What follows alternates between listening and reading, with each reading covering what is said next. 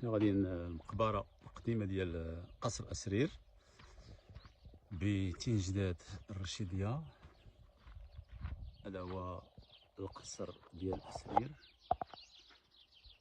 اللي للاسف تعرض للفيضان 1979 و يعني هدم بزاف ديال الديور، والاغلبيه ديال الناس هاجروا هذا القصر، ولكن كاين الناس اللي الحمد لله مازالين هنايا كيبنيو كاع الديور ديالهم. و يعني الطريق راه ولات غيديروها باش تدوز على تجي حتى للقصر، تجي من الطريق الوطنيه. وهذه هي المقبره القديمه ديال أسرير. نشوفوا يعني انا كتبان حتى هي مهجوره، قبل كان الباب مسدود وكان يعني كان الناس هنايا كانوا يعني الناس كاين الاولياء الله الصالحين هنايا. ديك القبه ديال مولاي عبد العزيز هو ولي من اولياء المنطقه قديما، كان كيقوم بعمليه الصلح بين القبائل وداك الشيء، ومن بعد داروا ليه واحد القبه ديالو هنايا كشرف ليه، وكانوا الناس كيزوروه. وكانت يعني الناس اللي تابعين الزاويه اللي هما كنسميوها حنا الشرفه كانوا كيجلسوا ليه، والناس كيجيو كيتبركوا تمايا.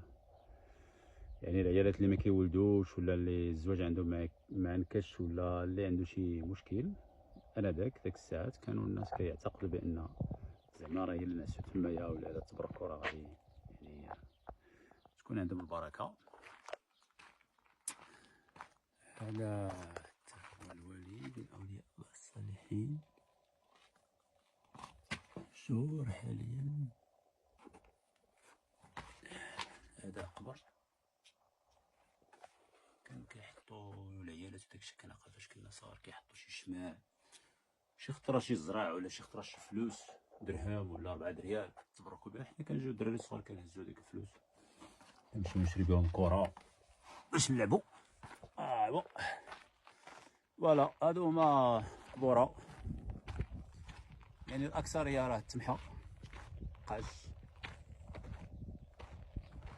مقبره كبيره، ولكن ما بقاوش الناس مبقاوش كيستعملوها، داروا مقبرات اخرين. وموراها كاينه المقبره ديال اليهود اللي هي اللور، مور المقبره هذه ديال المسلمين كاينه مقبره ديال اليهود راه كتبان من هنا.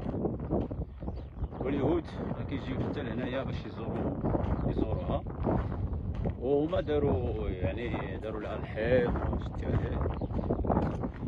هذيك اللي كتبان ليه المقبره ديال اليهود مدورين عليها الحيط، وراه ما كاين لا قبر لا والو تما، غير زعما كانوا الناس كيدفنوهم في بدايه القرن 19 حتى هاجروا اليهود، كانوا تما كيدفنوا الناس ديالهم. ودابا الا طلتي تمايا راه ما كيبانوش كاع القبور ديال فريمون بحال هنايا. فوالا وهذاك مولاي عبد العزيز كان جالس الناس هذا مكان. وهذه لا فيو ديال غرم، وهذيك الدخله ديال القصر اي تفرح، هذيك الدخله اللي كتبان ليه. والقصر ديال تفرح هو نقطة الحكم آنذاك في أسرير، واللي كانوا فيها القياد اللي كيحكموا المنطقة. هادشي اللي كاين. إذا نتمنى إن شاء الله يعجبكم هاد الفيديو هذا. يلا تهلاو ليا في راسكم، سلامة، حتى شي فيلم آخر إن شاء الله. ما تنساوش ديروا أبوني وجادور وجيم.